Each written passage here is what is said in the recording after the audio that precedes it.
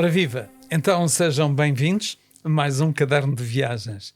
Caderno de Viagens que é a bagagem de mão de Carlos Ribeiro aqui na Pensar Fora da Caixa. Hoje, Carlos Ribeiro, vamos ir até aos Estados Unidos.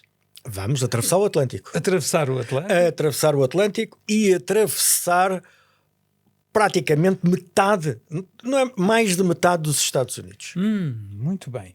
Então vamos visitar um parque. Vamos visitar nada mais, nada menos do que Monument Valley National Park. Monument Valley National Park é um ícone do oeste americano, é um monumento para eles. Sim. Estes espaços são os monumentos nacionais.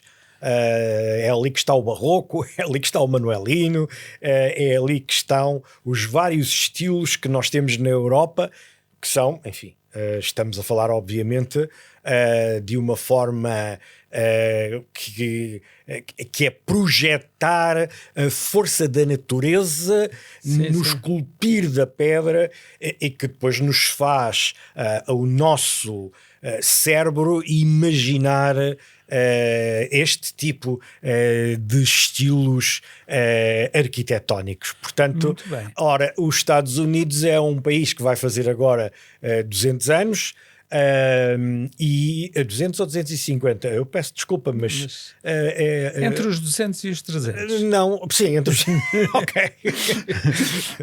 Honestamente agora não me recordo se é 200 ou 250. Sim, mas quem nos escuta vai encontrar de certeza absoluta. Vai de certeza. O que acontece é que é um país muito recente, há muita arquitetura. Há alguns edifícios nas cidades que são edifícios que têm uma forte força, uma forte presença pela sua volumetria, e não estou a falar dos arranha-céus das grandes cidades, como por exemplo o centro de Nova Iorque, Manhattan, não é? Portanto, os americanos projetam nos seus parques naturais os seus monumentos nacionais, não é? Portanto, há inclusive parques que se chamam National Monument. Portanto, isto existe. São monumentos nacionais. Tal e qual. Ora, o Monument Valley não aparece lá nada que diga monumento nacional, mas um facto é que na gíria para o dia-a-dia, entre aspas, dos americanos, eles projetam estes espaços desta forma. É por isso que têm um cuidado tremendo na sua conservação. E esse cuidado projeta-se em que os parques para se visitarem são pagos. Há parques onde não é permitido visitar determinados locais para conservação da natureza. E nomeadamente dos animais, e até porque há animais que podem ser extremamente perigosos. Estou-me a lembrar dos ursos, estou-me a lembrar dos búfalos. Quando falámos em Yellowstone referimos isso mesmo, mas não é o caso de Monument Valley. Mas Monument Valley, enquanto que a larga maioria dos parques naturais são geridos pelo Estado e são patrulhados pelos rangers, que estão constantemente nas zonas mais sensíveis, nomeadamente porque há pessoas que se afoitam em precipícios ou vão para locais onde não devem ir por causa dos animais selvagens, digamos assim. Ali não. Ali é um caso único. Ali Monument Valley é gerido pelos nativos da tribo Navajo. E na realidade não há rangers lá dentro a patrulharem o parque. O que nós temos quando chegamos ali é uma recepção, uma entrada onde vamos adquirir o bilhete, porque todos os parques são pagos, e quem lá está e quem gera, quem toma conta são na realidade os índios, a tribo Navajo. Ora, isto é importante porque os Estados Unidos historicamente não têm o cuidado, por exemplo, que o Canadá tem, enquanto que o Canadá faz um esforço muito grande para proteger as suas tribos nativas, e um dia iremos falar nisso, e há coisas absolutamente espetaculares. Levante só aqui uma ponta de um véu. Um campeonato de futebol. Sim. Em que equipas estão 5 horas de avião umas das outras. Sim. Mas há avião para levar as equipas para competirem entre si. Pronto, isto é só para levantar uma ponta do véu. Ora, os Estados Unidos não. Os Estados Unidos encurralaram os seus povos nativos em reservas, fizeram o que fizeram, e este presidente em exercício, no último mandato, ainda encolheu mais uma reserva para permitir a exploração mineira dentro de uma reserva. Portanto, e neste mandato ainda não fez nada do género, eventualmente porque tem andado muito ocupado com outras coisas e não se lembrou. Mas vamos a Monument Valley. Monument Valley, ao contrário daquilo que possa parecer pela sua designação, ela não está num vale, está numa enorme planície. E nós, quilómetros de distância, milhas, contado pelos carros americanos, nós a milhas de distância começamos a ver o Monument Valley, ou seja, naquele planalto, o que nós vamos ver é, de repente, são aquelas formações rochosas que se elevam para o céu sem nada em seu redor, e que se projetam de uma forma a que ninguém pode-se gostar da natureza ou não, pode-se gostar daquele ambiente, porque, sejamos honestos, no verão é muito, muito quente e no inverno é muito frio. E pode haver, inclusive, neve. Claro. Não é? Portanto, é um ambiente quase de extremos. Mas pode-se gostar mais ou menos, mas ninguém fica indiferente. É impossível eu ir num veículo, numa interstate, se é que há uma interstate para lá chegar e não uma estrada mais secundária, e eu julgo que é uma estrada mais secundária, e de repente nós aí a 50 milhas já estamos a ver o Monument Valley. O Monument Valley, como é que nasce ali aquela massa de rocha esculpida ao longo de milhões de anos pelo vento, não é? Portanto, nasce precisamente porque as forças tectónicas fizeram a planície, e depois houve um fenómeno que fez com que naquele sítio em particular se levantasse o solo, eventualmente, provavelmente força de um vulcão, só que o vento, a chuva, a neve pode parecer que não, mas a neve é um grande corrosivo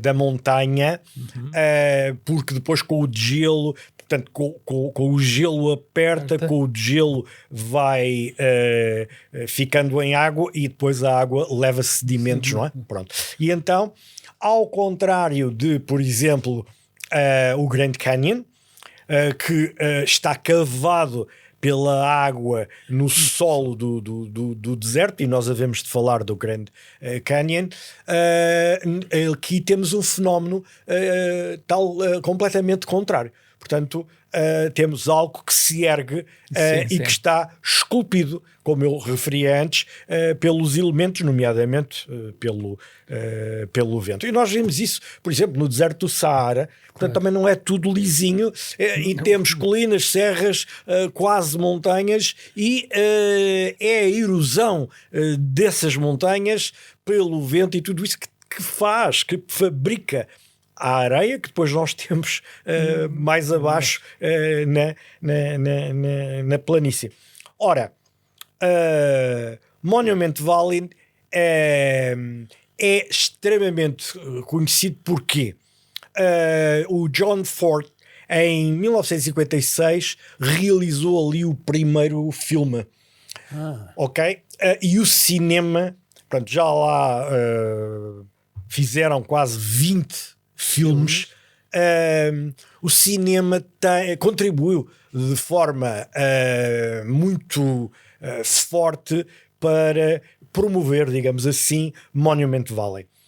E obviamente que também os programas de televisão, Claro. os documentários, os artigos nas revistas, nomeadamente na National Geographic, e tudo isso criou no público, primeiro no público americano. Nós não nos podemos esquecer que os americanos têm um apelo intrínseco, natural pela natureza. Eles estão dispostos a sair de casa, estão dispostos, tal e qual, a fazer caminhadas, ir à pesca, a fazer passeios nos rios, de canoa, de barco, no que quer que seja. Portanto, não é por acaso que há tantas lojas de equipamento para outdoors, não é por acaso que há tantas marcas que nasceram nos Estados Unidos, e não é por acaso que elas também foram importadas para os 4 cantos do mundo. Isto vem tudo desta cultura americana pelo outdoor. Ora, onde é que fica Monument Valley? Monument Valley fica no Arizona. O Arizona é traduzido zona árida. Isso. Portanto, vem do espanhol zona árida, e isto aplica-se a vários locais. Por exemplo, a Califórnia não é nada mais nem menos do que designar um sítio muito quente, não é? Sim, sim. Cali de calor, Fórnia, que está intrínseco num espaço em que é um forno, não é? Portanto, e no verão a Califórnia é na realidade um sítio muito, muito quente. Ora, o Monument Valley está situado no estado do Arizona. O estado do Arizona é um estado muito árido. Muito árido. E fica ali situado muito, muito perto da fronteira entre o Arizona e o Utah. Ora, eu estava precisamente no Utah, mais propriamente em Moab, quando, aliás, já falámos aqui de Moab e dos parques naturais que lhe estão ali, satélites a Moab. E Moab é uma vilória com uma rua principal e meia dúzia vamos lá, enfim, uma dúzia de ruas laterais. Mas é um local que atrai imensa gente, quer pelos parques que estão ali ao lado, ou os pontos de interesse, mais uma vez para o contacto com a natureza, e também pela proximidade de Monument Valley. Estamos a falar de uma hora e pouco de carro com calma. Mas tem outra particularidade, é que muito próximo de Monument Valley fica o local que os americanos designam pelas Four Corners. E vamos traduzir isto assim numa tradução um bocado... Enfim, os 4 cantos. Os 4 cantos. Porque se olharmos para o mapa dos Estados Unidos e o mapa dos Estados, vamos ver que há um ponto em que há 4 linhas de 4 estados, da fronteira de 4 estados, que ficam todas intersetadas num único ponto. E isso são os Four Corners. E ali o que é que nós temos? Temos o Arizona, o Utah, temos o Novo México, temos o Colorado, e estes estados encontram-se todos naquele local. E Monument Valley está muito próximo, ou relativamente próximo deste local. Ou seja, quem vai visitar o Oeste, não é? Seja estrangeiro, sejam os americanos, obviamente que incluem no roteiro a visita às Four Corners, Monument Valley. Diga-se em bom da verdade que nas Four Corners também está numa planície e tem lá uma espécie de uma rotunda com como é que eu ia dizer, uma escultura evocativa, mas não é um sítio nem muito bem cuidado, nem é um sítio que vale a pena ir para dizer I've been there, eu estive lá. Pronto, então eu americano, I've been in the four corners. Eu, português, eu estive nos quatro cantos. Dito desta maneira. Bem, mas nós podemos visitar Monument Valley pelo menos de duas formas. Ok. Uma de automóvel, pagamos para entrar, não há estradas alcatroadas, há estradas... E podemos entrar com o automóvel? Podemos entrar com o automóvel. Aliás, devemos, porque aquilo é imenso. Portanto, fazem-se ali, uma pessoa se quiser está lá um dia inteiro, não é? Portanto, não é um parque gigantesco, mas há uma concentração no centro, que é mais visitado, de esculturas, chamamos assim, naturais, que é o que tem interesse. E tem interesse de se verem sob várias perspectivas. E para quem tem interesse pela fotografia, como é o meu caso, eu comecei a fotografar, ainda estava a 50 milhas de Monument Valley, não é? Sim. Então nós temos locais que eu nem sequer... Temos mesas. O que é que são mesas? Mesas são serras, quase montanhas, mas que o seu topo é plano. Daí chama-se mesa. Temos várias mesas. Temos aquilo que eles chamam os booths. Os booths. Temos o The Thumb. O The Thumb é isto. Portanto, nós quando olhamos para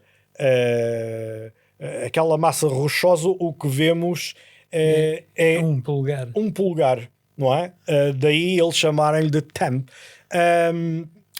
E temos outros locais que temos um sítio que eles chamam o Dragão, porque quem olha pode imaginar o dragão adormecido. E temos um outro local que é giríssimo, que eles chamam-lhe o John Ford's Point.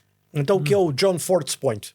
É um sítio onde ele realizou um filme, não me recordo agora do nome do filme, mas há uma cena em que está um índio em cima de um cavalo naquele local. Bom, então a tribo Navarro faz questão de ter um índio em cima de um cavalo.